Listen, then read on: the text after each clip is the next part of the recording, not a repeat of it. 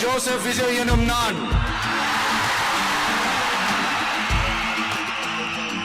தமிழ்நாட்டு அரசின் முதலமைச்சர் என்ற முறையில்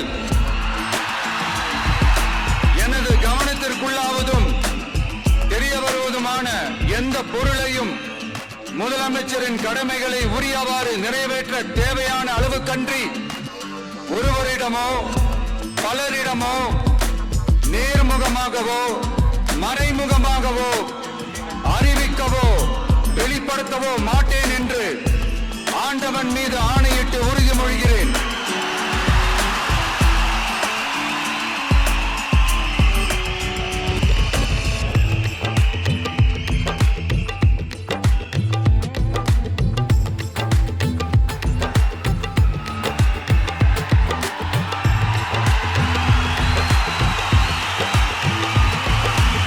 ஜோசப் விஜய் எனும் நான்